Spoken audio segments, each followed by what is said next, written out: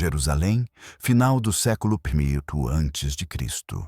Antes que o ouro brilhasse ao sol, antes que colunas gigantescas dominassem o horizonte e antes que multidões atravessassem pátios perfeitamente alinhados, o que existia naquele lugar não era um templo grandioso. Era uma encosta irregular de pedra, íngreme, instável, limitada pela própria geografia. Um monte antigo, venerado, sagrado, mas completamente inadequado para sustentar a estrutura mais ambiciosa já concebida na história da cidade. É exatamente aqui que começa a história que poucos conhecem. Quando Herodes, o Grande, anunciou que reconstruiria o Templo de Jerusalém, a reação não foi admiração imediata. Foi desconfiança, medo, ceticismo. Não porque o templo não fosse importante, mas porque o que Herodes propunha ultrapassava qualquer limite técnico conhecido na época. Ele não queria apenas reformar o templo existente. Ele queria expandir o próprio monte onde o templo estava. Isso nunca havia sido feito. O Monte Moriá não era plano, não era amplo, não era simétrico, e ainda assim Herodes ordenou que ali fosse criada uma plataforma artificial colossal, maior do que qualquer outra estrutura religiosa do mundo antigo. Uma base tão grande que pudesse sustentar não apenas um edifício, mas um sistema completo de pátios, corredores, portões, escadarias e muros monumentais. O projeto não começava com o templo, começava com o solo. Os números, por si só, parecem irreais. A plataforma final teria cerca de 480 metros de comprimento, 300 metros de largura e uma área total de aproximadamente 140 mil metros quadrados. Para se ter uma ideia da escala, isso equivale a mais de 12 estádios de futebol colocados lado a lado. Mas esses números não existiam no início. Eles só se tornaram realidade depois que algo ainda mais impressionante aconteceu. Herodes decidiu literalmente criar terra onde não havia. A ordem foi clara. A encosta deveria ser transformada em um terraço perfeitamente nivelado. Isso exigia não apenas contenção, mas uma muralha gigantesca ao redor do monte, capaz de suportar uma pressão absurda de terra, pedras e estruturas futuras. Não se tratava de um muro decorativo, era uma obra de engenharia extrema. Foi então que começou a extração das pedras. Não blocos comuns, não pedras pequenas. As pedreiras próximas a Jerusalém passaram a produzir monólitos gigantescos, alguns com até 12 metros de comprimento, pesando entre 80 e 150 toneladas cada. Pedras tão grandes que, mesmo hoje, máquinas modernas teriam dificuldade para movê-las com precisão. Mas Herodes queria mais. Entre esses blocos, um se destacaria acima de todos. Um bloco tão desproporcional que ainda hoje desafia explicações completas. A chamada Pedra Ocidental, um monólito de aproximadamente 13,6 metros de comprimento, com peso estimado em 570 toneladas. Para comparação, isso equivale ao peso de centenas de carros modernos empilhados em um único bloco de pedra. E essa pedra não foi simplesmente colocada ali. Ela foi cortada, transportada, posicionada e encaixada com precisão milimétrica, sem o uso de guindastes, motores ou sistemas hidráulicos modernos. Cada pedra do muro recebeu marcas técnicas, indicando posição, ângulo e ordem de assentamento. Nada era improvisado. Nada era aleatório. Os blocos eram ajustados de forma tão precisa que entre eles não se conseguia inserir nem mesmo a lâmina de uma faca. O peso das pedras fazia o restante do trabalho. Quanto mais peso acima, mais firme a estrutura se tornava. Um sistema de engenharia que dependia não da força bruta apenas, mas de conhecimento geométrico, planejamento e disciplina absoluta. Quando os muros externos finalmente começaram a se erguer, algo curioso aconteceu. O templo ainda não existia, o altar ainda não existia, nenhuma cerimônia estava sendo realizada. Durante anos, tudo o que se via era uma muralha crescente ao redor de um vazio. porque o próximo passo seria ainda mais demorado. O interior dessa gigantesca contenção precisava ser preenchido. Camadas alternadas de terra compactada, cascalho e pedras menores foram despejadas e comprimidas cuidadosamente. Não de uma vez, mas ao longo de anos. Cada camada precisava atingir estabilidade total antes da próxima ser adicionada. Um erro nesse processo poderia comprometer tudo. O Monte Moriá estava sendo lentamente transformado em algo completamente novo. Um monte artificial. Um platô criado pela mão humana, mas pensado para parecer eterno. Somente quando essa base atingiu estabilidade completa é que a construção do templo propriamente dito pôde começar. E é aqui que a maioria das pessoas se engana. Porque o templo não foi construído primeiro. A cidade sagrada foi construída ao redor dele. O objetivo de Herodes não era apenas criar um edifício religioso. Era criar um sistema, um espaço capaz de receber centenas de milhares de pessoas durante as grandes festas, controlar fluxos humanos sem caos, separar níveis de acesso, impor regras religiosas através da própria arquitetura. Cada corredor, cada escada, cada pátio foi pensado antes que a primeira coluna fosse erguida. E quando a plataforma finalmente ficou pronta, o que surgiu sobre ela não foi imediatamente o templo. O que surgiu primeiro foram os pórticos monumentais, estruturas tão vastas que o templo, naquele momento, ainda parecia distante. Mas isso já pertence ao próximo capítulo. Porque antes de entrarmos no templo, precisamos entender como Herodes transformou engenharia em teologia, como pedra virou doutrina, e como o próprio espaço passou a ensinar quem podia avançar e quem deveria parar. Quando a gigantesca plataforma finalmente ficou pronta, algo surpreendente aconteceu. O templo, o edifício mais sagrado de Israel, não foi a primeira estrutura a surgir. Antes dele, Herodes ordenou a construção de algo ainda mais estratégico: os pórticos monumentais que circundariam toda a esplanada. Isso não foi um detalhe arquitetônico. Foi uma decisão simbólica e funcional. Quem entrasse naquele espaço precisava compreender, antes de qualquer ritual, a escala do poder ali presente. A arquitetura falava antes dos sacerdotes. As pedras pregavam antes da lei. Ao pisar na esplanada, o visitante não via imediatamente o templo dourado. O que se impunha diante dos olhos eram fileiras intermináveis de colunas, alinhadas com uma precisão quase hipnótica. Colunas de aproximadamente 15 metros de altura, com bases largas, sólidas, desenhadas para suportar não apenas peso, mas séculos. Esses pórticos funcionavam como corredores de entrada, áreas de circulação e, ao mesmo tempo, espaços de controle. Eram largos o suficiente para permitir o fluxo constante de milhares de pessoas, mas organizados de forma que ninguém se movesse de maneira caótica. O chão era pavimentado com enormes lajes de calcário polido, divididas em seções simétricas. Cada passo ecoava a ordem. Entre todos os pórticos, um se destacava acima dos demais. No lado sul da esplanada, erguia-se o Pórtico Real, a maior e mais impressionante colunata de todo o complexo. Seu comprimento era tão vasto que cronistas antigos afirmavam que milhares de pessoas podiam se reunir ali ao mesmo tempo. Não era apenas um espaço de passagem. Era um local de ensino, debates, encontros públicos e administração. Durante as grandes festas religiosas, quando Jerusalém recebia multidões vindas de todas as regiões, esse pórtico funcionava como uma espécie de pulmão urbano. Sem ele, o acesso ao templo simplesmente entraria em colapso.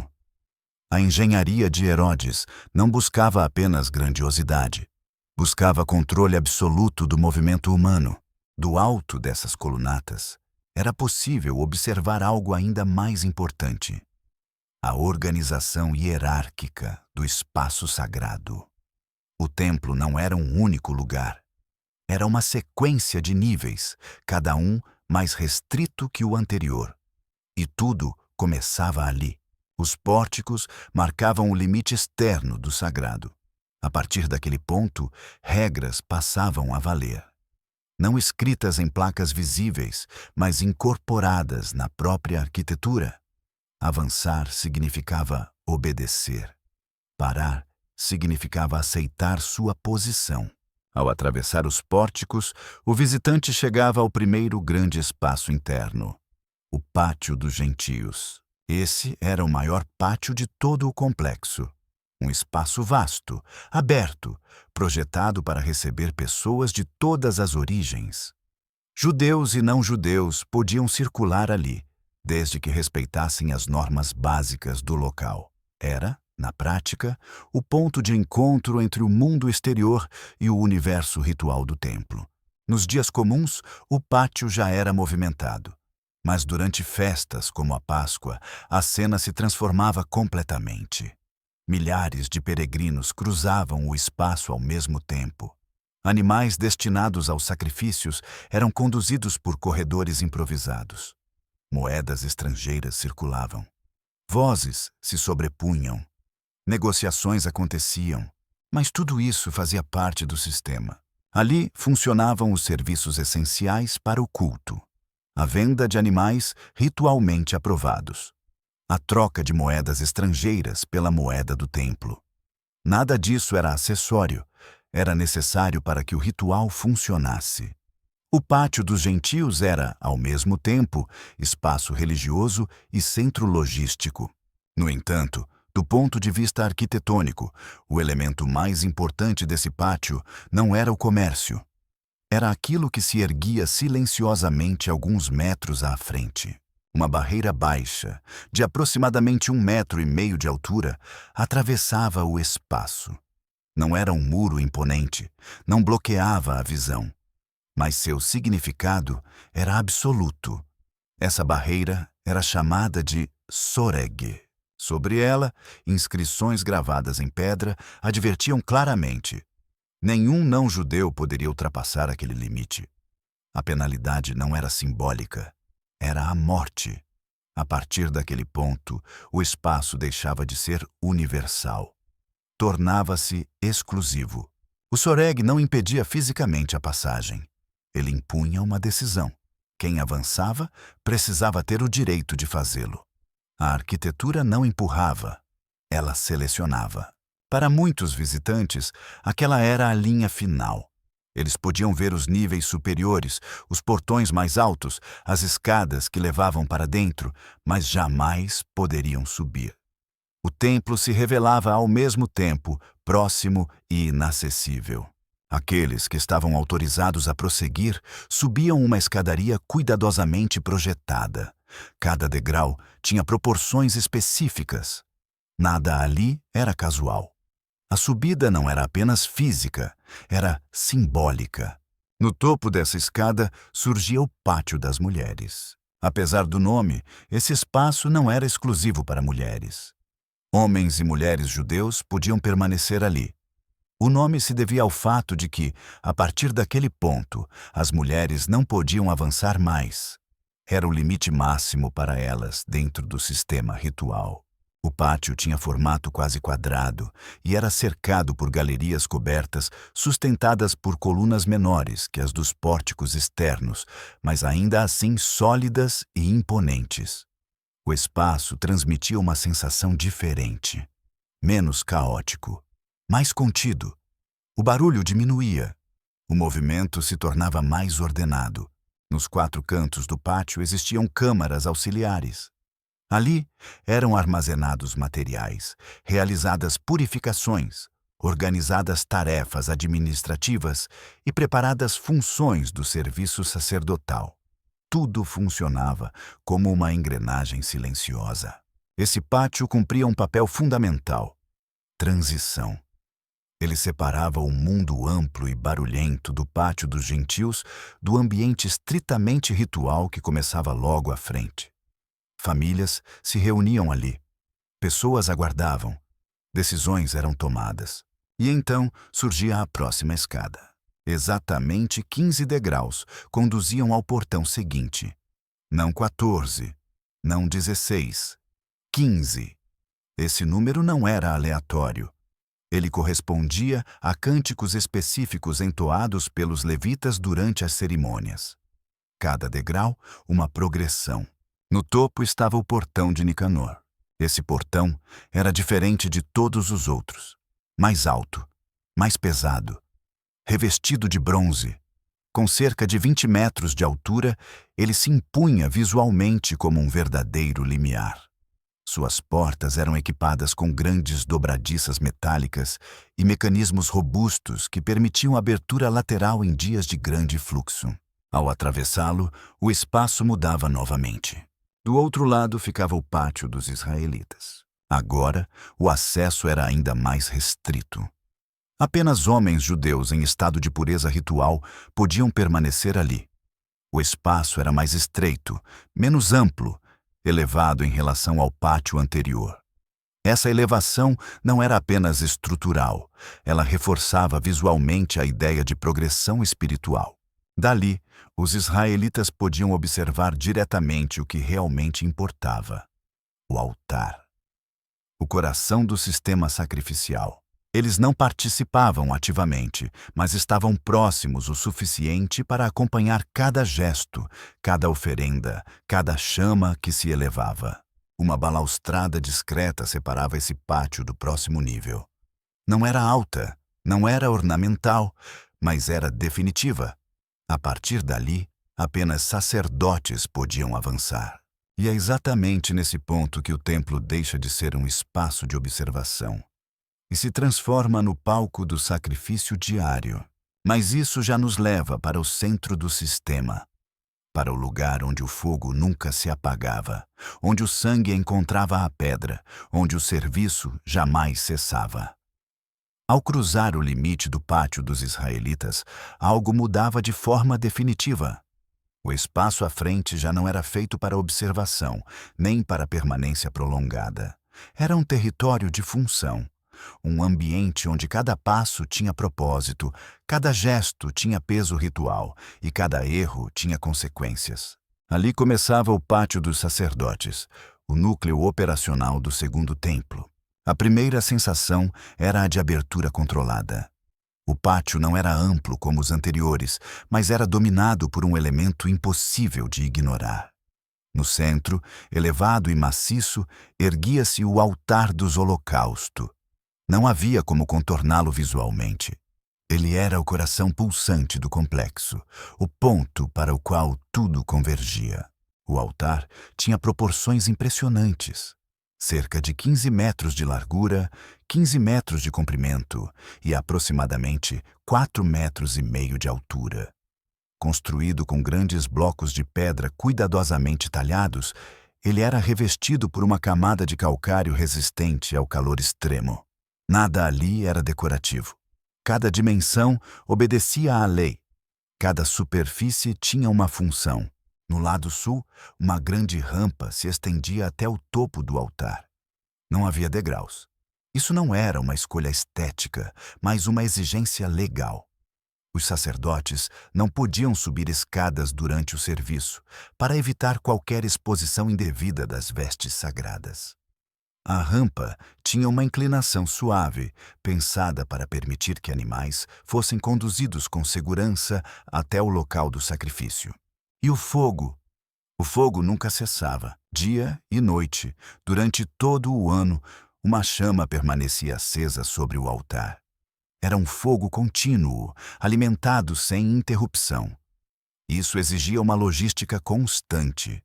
Grandes quantidades de lenha precisavam ser armazenadas, inspecionadas e transportadas diariamente. Um departamento inteiro do templo existia apenas para garantir que o fogo jamais se apagasse. O ritmo do altar era marcado por ciclos fixos. Todos os dias, 2 sacrifícios obrigatórios eram realizados. Um ao amanhecer e outro ao entardecer. Entre esses momentos, uma sucessão quase ininterrupta de ofertas voluntárias, rituais de purificação, votos cumpridos e sacrifícios familiares acontecia. Em dias de festa, o pátio se transformava em um cenário de atividade intensa e coordenada. Ao norte do altar ficava a área de preparação dos animais. Era ali que ocorria o abate ritual. O local era organizado para permitir fluxo rápido, limpeza constante e precisão absoluta. Nada podia ser feito fora da ordem prescrita. O sangue, elemento central do sistema, precisava ser recolhido, aspergido e descartado exatamente conforme a lei determinava. Mas antes que qualquer sacerdote pudesse se aproximar do altar ou do edifício do templo, havia uma exigência inegociável: purificação ritual. Entre o altar e a entrada do santuário ficava um dos objetos mais importantes do pátio: o lavatório de bronze. Um grande reservatório circular, continuamente abastecido com água. Ali, os sacerdotes lavavam mãos e pés antes de qualquer serviço. Não era um gesto simbólico, era uma condição. Entrar impuro significava profanar o culto. O lavatório estava sempre sob supervisão. A água precisava estar limpa. O recipiente intacto. Cada sacerdote precisava garantir que estava fisicamente e ritualmente preparado antes de avançar. O serviço do templo não admitia improvisos. A pureza não era negociável. Depois da purificação, o sacerdote podia se aproximar da estrutura que dominava o fundo do pátio, o edifício do templo propriamente dito. Diferente dos pátios externos, essa construção não era aberta, era fechada, restrita e completamente revestida de ouro. As paredes, o teto e até o piso eram cobertos por painéis de madeira recobertos com folhas de ouro puro, ajustadas com precisão absoluta. A luz refletia em todas as direções, criando um ambiente quase irreal. Esse espaço era chamado de lugar santo. Ao entrar, o sacerdote encontrava 3 objetos fundamentais, dispostos de maneira específica, sem margem para alteração. Cada um ocupava seu lugar determinado, formando um equilíbrio visual e simbólico. À direita, no lado sul, estava a menorá, um candelabro feito de uma única peça de ouro maciço. Não era fundido em partes. Era martelado a partir de um único bloco. Com cerca de 1,5 metros de altura, seus braços se estendiam com ornamentos inspirados em flores de amendoeira. O óleo utilizado era puro, renovado diariamente. A menorá era a única fonte de luz naquele ambiente. Se ela se apagasse, o espaço mergulharia na escuridão total. Do lado oposto, ao norte, ficava a mesa dos pães da proposição. Sobre ela eram colocados 12 pães sem fermento, representando as 12 tribos de Israel. Esses pães eram trocados uma vez por semana, sempre no sábado. Os antigos eram consumidos exclusivamente pelos sacerdotes, dentro do próprio templo. Nada era desperdiçado. Nada saía daquele circuito sagrado. Exatamente à frente, próximo à entrada do espaço mais restrito, estava o altar do incenso, menor que o altar externo, mas não menos importante. Feito de madeira de acácia revestida de ouro, ele recebia, 2 vezes ao dia, uma mistura específica de especiarias. A fórmula desse incenso era secreta e regulada por lei. Não podia ser reproduzida para nenhum outro uso. O aroma que se espalhava pelo lugar santo fazia parte da experiência ritual diária. Cada ação ali seguia horários rigorosos. Nada acontecia fora do tempo determinado. O sacerdote que entrava tinha funções específicas, designadas por sorteio. Cumprida a tarefa, ele se retirava. Ninguém permanecia ali sem necessidade. Mas ainda havia um limite. No fundo do lugar santo erguia-se uma estrutura que não podia ser ignorada. Um elemento que não apenas separava espaços, mas definia o ápice do sistema: o véu. Esse véu não era uma cortina comum. As fontes antigas o descrevem como uma estrutura têxtil monumental, com aproximadamente 20 metros de altura. Era espesso, pesado, tecido com fios entrelaçados de azul, púrpura e carmesim. Cada cor tinha um significado: O azul remetia aos céus, o púrpura à realeza, o carmesim ao sangue e ao sacrifício. Bordados no tecido, figuras de querubins observavam silenciosamente. O véu bloqueava completamente a visão do espaço além. Nenhuma luz atravessava. Nenhum detalhe podia ser visto. Atrás dele estava o Santo dos Santos. Durante o período do Segundo Templo, aquele espaço estava vazio. A Arca da Aliança havia sido perdida séculos antes. Ainda assim, o local permanecia sendo o mais sagrado de todos. Não por conter objetos, mas por representar a presença máxima. O Santo dos Santos era um cubo perfeito, com cerca de 10 metros de largura, 10 de altura e 10 de profundidade. Um espaço fechado, silencioso, inacessível. Apenas uma vez por ano, no dia da expiação, o sumo sacerdote podia atravessar o véu. E mesmo assim, não entrava de mãos vazias. Ele levava consigo o sangue do sacrifício, que era aspergido no local onde a arca havia estado. O ritual seguia uma sequência exata. Banhos rituais, vestes específicas de linho, palavras pronunciadas corretamente. Um erro invalidava tudo. Segundo a tradição, poderia custar a vida. Esse sistema funcionou por décadas. Séculos, dia após dia, sacrifício após sacrifício. Fogo, sangue, incenso, cânticos. Uma máquina ritual perfeita, sustentada por pedra, ouro e lei. Mas nenhuma construção humana é eterna. E em um único momento, registrado por testemunhas e preservado na memória histórica, algo aconteceu que ninguém esperava. Algo que rasgaria não apenas um tecido, mas um sistema inteiro. Durante décadas, o sistema do templo funcionou como um mecanismo perfeito. Sacrifícios ao amanhecer e ao entardecer. O fogo nunca se apagava. O incenso subia 2 vezes ao dia. Os turnos sacerdotais se sucediam com precisão quase matemática. Para quem observava de fora, parecia que nada poderia interromper aquela engrenagem construída com pedra, ouro e lei. Mas a história não avança em ciclos eternos. Ela avança em rupturas. Naquela tarde específica, quando o sol já descia no horizonte e o sacrifício vespertino estava prestes a ser concluído, algo aconteceu que nenhum sacerdote, nenhum escriba, nenhum governante havia previsto. Um evento que não começou no pátio, nem no altar, nem no portão principal, mas no ponto mais inacessível de todo o templo, o véu. Aquela estrutura têxtil colossal, com cerca de 20 metros de altura, espessa, pesada, tecida para separar o lugar santo dos santos, foi rasgada de alto a baixo. Não de baixo para cima, não a partir do alcance humano. O rasgo começou no topo, no ponto mais elevado, e desceu até o chão. O detalhe é essencial. Nenhuma pessoa poderia alcançar aquela altura. Nenhuma força humana comum teria iniciado o rompimento por cima. Para os sacerdotes que serviam naquele momento, o significado era impossível de ignorar.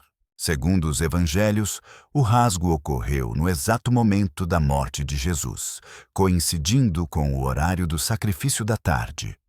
Para o sistema do templo, isso representava algo impensável. A separação máxima havia sido violada. O limite absoluto havia sido quebrado. Mesmo vazio, o Santo dos Santos continuava sendo o centro simbólico da presença divina. O véu não escondia um objeto. Ele escondia um conceito. Ao ser rasgado, não foi apenas um tecido que cedeu. Foi a própria lógica do acesso restrito. O sistema que funcionara por séculos havia sido, naquele instante, exposto. Ainda assim, o templo continuou de pé. O culto não cessou imediatamente. Os sacerdotes seguiram seus turnos. As festas continuaram. Mas algo havia mudado de forma irreversível. A partir daquele momento, o templo passou a existir sob tensão histórica. Poucas décadas depois, essa tensão se materializaria de forma violenta. No ano 70 da Era Comum, Jerusalém estava sitiada. As legiões romanas cercaram a cidade, cortaram suprimentos e avançaram gradualmente. Quando finalmente alcançaram o complexo do templo, o conflito atingiu seu ponto máximo. O santuário foi incendiado. As chamas consumiram as estruturas internas. O ouro que revestia paredes, teto e objetos começou a derreter. O que aconteceu em seguida foi tão destrutivo quanto revelador. O ouro derretido escorreu para as fendas entre os blocos de pedra. Ao perceberem isso, os soldados romanos passaram a desmontar o edifício pedra por pedra, na tentativa de recuperar o metal solidificado. O resultado foi devastador. Nenhuma estrutura permaneceu intacta, nenhuma parede foi poupada. O templo de Herodes, que havia levado décadas para ser construído, foi reduzido a ruínas. O Santo dos Santos, vazio desde a queda do primeiro templo, foi destruído junto com todo o complexo. O altar cessou. O fogo se apagou. O sacerdócio perdeu seu centro. Sem templo, não havia sacrifício. Sem sacrifício, o sistema que sustentava o culto não podia continuar. O que restou visível foi apenas parte da gigantesca plataforma artificial construída por Herodes. Um segmento do muro de contenção ocidental permaneceu de pé. Esse trecho, conhecido hoje como o Muro das Lamentações, tornou-se o último vestígio físico do templo. A partir desse momento, algo profundo aconteceu na história religiosa. Para o judaísmo, iniciou-se um período de reorganização sem precedentes. Sem templo, sem altar e sem sacerdócio ativo, a prática religiosa precisou se adaptar. A centralidade passou do sacrifício para o estudo da lei, da liturgia para a sinagoga, do espaço físico para a tradição viva. Para o cristianismo nascente, o significado foi ainda mais radical. O conceito de templo deixou de estar ligado a uma construção de pedra. A ideia de acesso direto a Deus, sem intermediários físicos, passou a ocupar o centro da teologia.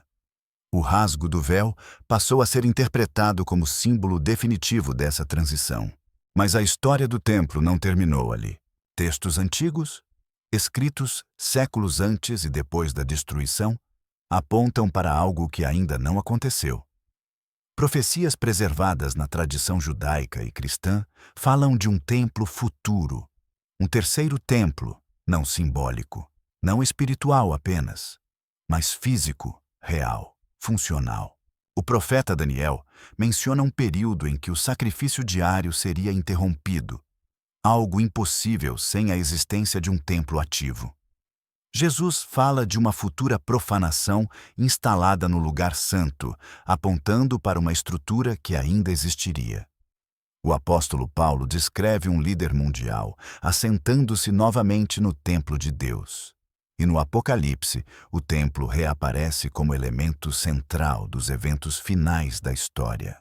Essas referências não são vagas. Elas pressupõem arquitetura, sacerdócio, rituais e espaço físico. E isso nos leva ao presente. Hoje, em Jerusalém, existem organizações dedicadas exclusivamente à preparação para um possível novo templo.